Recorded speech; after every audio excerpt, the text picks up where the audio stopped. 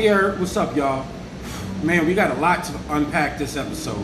We got Cuphead coming to another platform, and Halo might be getting that feature that was missing before that we've been hankering for. Yeah, more on that, plus Joe Rogan after this intro, of course.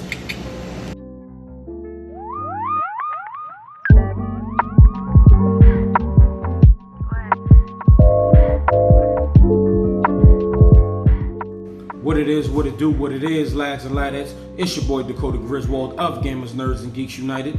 Welcome back to Yesterday Today. This, of course, is the show where I bring you some of the biggest news you may have missed from yesterday today. And we got a lot to unpack, so sit back and relax as I bring you these gaming facts, jumping right in to the appetizers. And well, we officially got our announcement for PlayStation Plus in August. And actually, today, you can start streaming the first one. Well, not streaming. You can download the first one, and that is Modern Warfare 2 Remastered's campaign.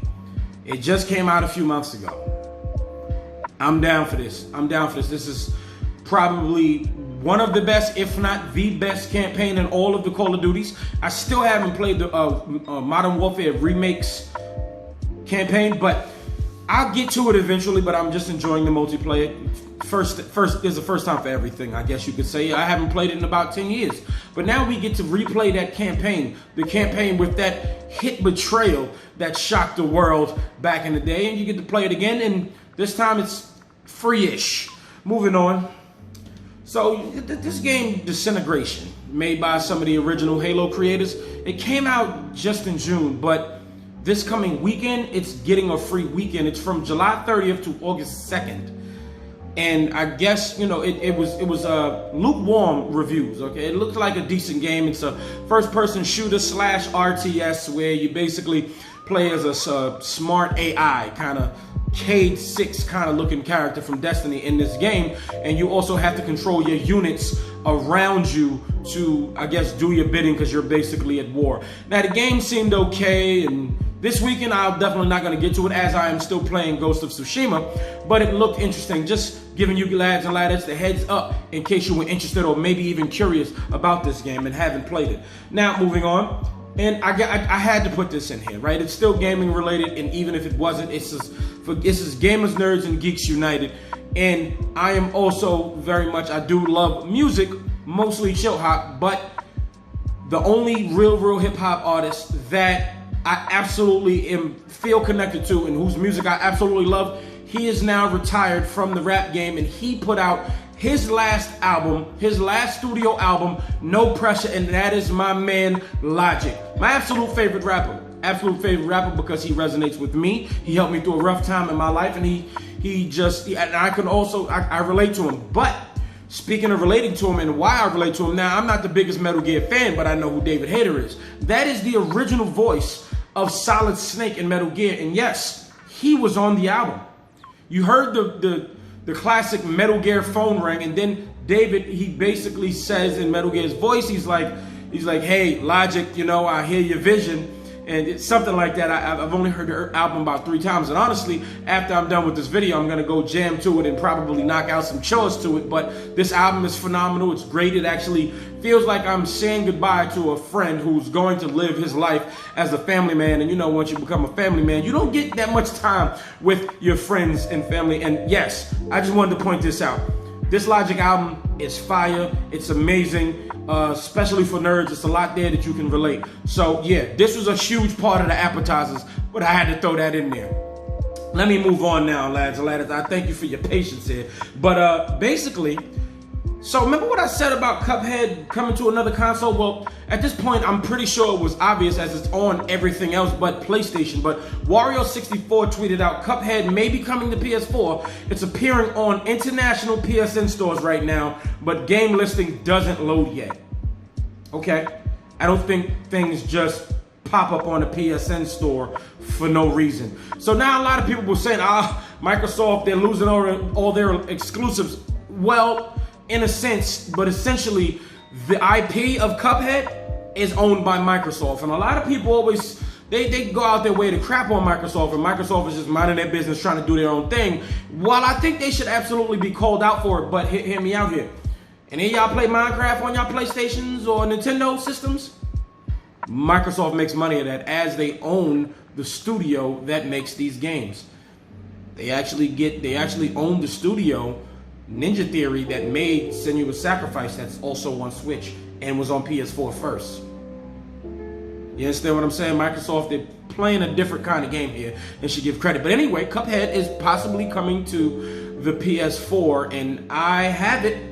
I absolutely have it on the Nintendo Switch. I wouldn't buy it again. I barely played it because it is exactly what it's advertised to be. It's the Dark Souls of action platforming. It is a very hard game, but it is a very fun game, and it was a game that I just couldn't pass up. I couldn't miss up.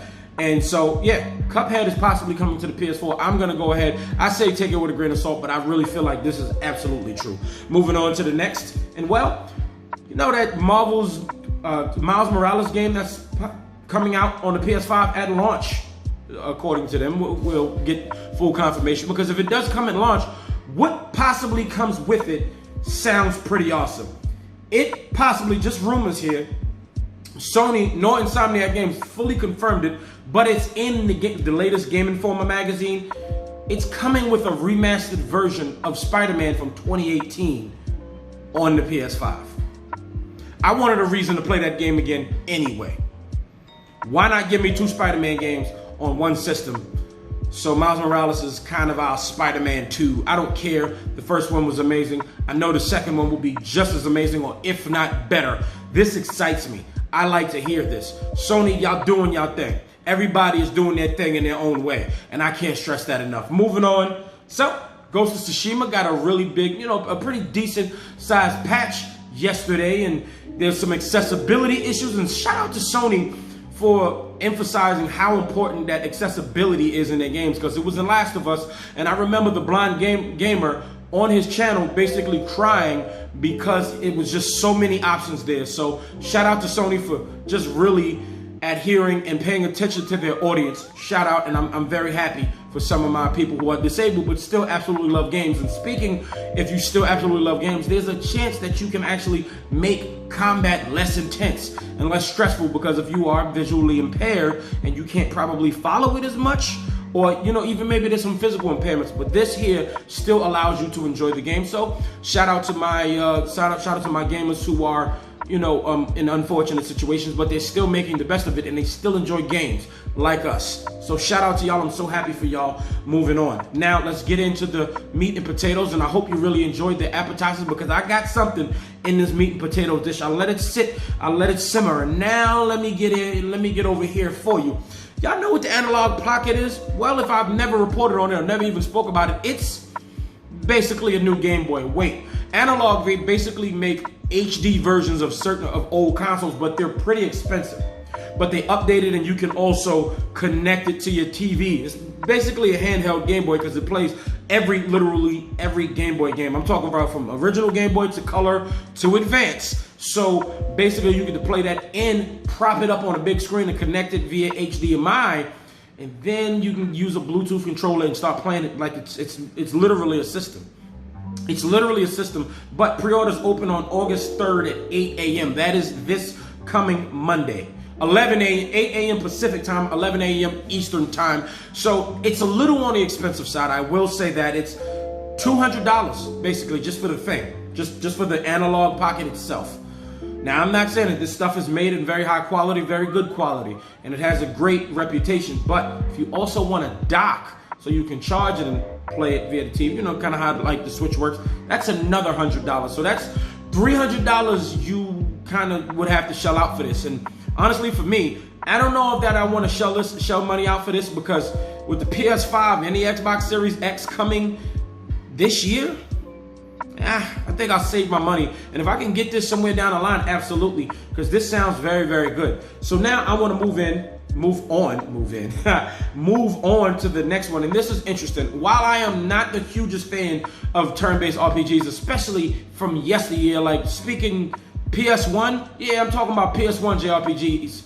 A lot of golden era time right there, right? There's another one that you might really remember for my hardcore turn-based RPG fans or JRPG fans. Suikoden? Sound familiar? Yeah, so the spiritual successor, and you, listen, I'm gonna apologize for the mispronunciation already. Pronouncing things is usually one of my big things. I'm pretty sure I'm gonna butcher this, and if I haven't butchered it, please let me know down in the comments and just give me a like because I'm trying here. So it's called Ayuden Chronicle, and it got funded yesterday. They launched it yesterday, and it got funded within like 2 hours. The goal was 500,000. 500,000, and within 2 hours, it got. This just lets developers know that the fans are hungry for stuff that they just have, the IPs they're just sitting on. People just go, yo, listen, we'll go over here and make a spiritual successor and make it very similar like the game that people remember us for. Let's, give it better graphics. Hey, kudos to them. I really think this is awesome. The art style is amazing. It's a 2.5D type style, but it's updated, of course. I think this game actually looks great, and I can't wait to hear about it more. But I really kind of want to say something else on this, because when you go to the Kickstarter for Ayuden Chronicle, I'm going to try to refrain from saying that name again because I feel like I'm butchering it, honestly. When you go to the page, it says something specifically, and I caught this on comicbook.com, and they basically said the consoles that Ayuden, I said it again, Chronicle, EC, I'll just say, that EC is coming for, it says PS5, PS4, Xbox One, Xbox Series X, PC, and get this, even though it's not announced yet, Nintendo's next generation console. Nintendo has already said earlier this year that there is no Nintendo Switch successor, there is no hardware coming out this year. So this just got fully funded, and I don't think they're gonna finish it this year. And they said it's due to come out next year, and if it does come out next year, and for some reason the Nintendo Switch and Nintendo Switch Lite successor isn't announced yet, well, they'll do their best to get it on the Nintendo Switch, assuming that the other one isn't announced, and then the Nintendo Switch can run this game. And if not, they will refund people who wanted that specific version. All right, this actually sounds good. This actually sounds very, very pro-consumer. So shout out to them. I really wish y'all the best for this game. This isn't my cup of tea, but I wish the best. I've heard Suikoden get mentioned plenty of times, so I know a lot. Just 2 hours speaks for itself. $500,000. Moving on to the next story, and so I got kind of a double whammy here, right? So, like, right after the Xbox Game Showcase, rumors just started to circulate. With people familiar with Playground Games that's developing Fable, they basically said, hey, it's an MMO. They're putting that rumor out there, and they came out there and said, yo, it's not an MMO. It's a single player driven experience, and it might have some online co-op or other multiplayer elements, and it's pretty cool. You understand what I'm saying? It's pretty cool, and I'm just glad to know that because I love the Fable games. I don't care what anybody says. Fable 3 was awesome to me. You can take one glove, and the fact that you can mix the powers is awesome. You mix a whirlwind of ice and like Typhoon, or fire and Typhoon, and I'm the fire type, because I'm a really warm-blooded guy, but it was fun to me, and I thought Fable was always, it's probably maybe a little watered down. People didn't really like it, and I'm wondering what this one is going to be like with Peter Molyneux not being there anymore because Lionhead Studios is finito. So I'm really just wondering what's going on, and I'm really hoping that this Fable, it seemed like in the trailer that the humor was there, and I just can't wait to see the combat and the humor and who you can marry or what you can do in certain villages. And if I do stuff like go and kick somebody's chicken or fart in front of their faces with horn continue to grow out of my head, that's something to say. But also in this article is official confirmation that people were just having rumors like, it's not going to be, Halo's not looking too good. It's not going to be co-op or whatever. But Ryan Girardi kind of said, nah, chill, nothing to see here. There will be, listen to me. There will be local split screen co-op and online co-op up to 4 players. I don't care what the game looks like anymore. I don't care that it's still an early build. Give it to me right now. Jabari, my dear cousin, if you're watching this, we're back. We got a squad. We can get 2 other people, no problem. It's gonna be on Game Pass. You ain't gotta shell out $60, $70. I want Halo right now. Halo 5, the gameplay was awesome. The story, I wasn't a fan of. If Halo Infinite is what I am hoping for it to be, and already they're letting us know there is split screen co-op, I am all in. Even if the story wasn't even the greatest. The fact that we got split screen co-op back, And then we also got a grappling hook. Just imagine. And it's also open world. Imagine the possibilities. Now let's move on to my boy, Joe Rogan. I'm going to end the story off here. Basically, he just said video games are a waste of time, right? And he also kind of compared it to the time when he was really addicted to video games. And he kind of said it was similar to that of an alcoholic. And you could play video games for 3 years, comparing it to jiu-jitsu, where basically in jiu-jitsu, you could basically start up your own dojo, I should say, start up your own dojo and just start teaching. When 3 years in video games, nah, you can't do that. So it's just like, then he got called out by somebody who's Riot Games' announcer for, just basically events. And he tweeted at Joe Rogan and said, yo, Joe Rogan, I'm a host for the biggest esport and most played video game in the world. I would jump at an opportunity to be on your show and talk about the value of games. Hit me up if you're interested. Now, honestly, that is definitely how you respond. I feel like Joe Rogan is an intelligent man. I've listened to his podcast quite a few times. He has a lot of great people with a lot of great insight. He's had Elon Musk, the dude who's basically trying to put a chip in people and we won't get sick and we can just learn how to drive cars. That guy on there with him. So I respect Joe Rogan, and he, maybe he just has maybe he took his experience and it really kind of ruined what he thought on the matter. Like basically, I'm sitting here in front of a camera recording YouTube, and this probably kind of getting in the games media. This probably will be my career where I'll be able to feed my family. All I'm saying is, Joe, video games got me here.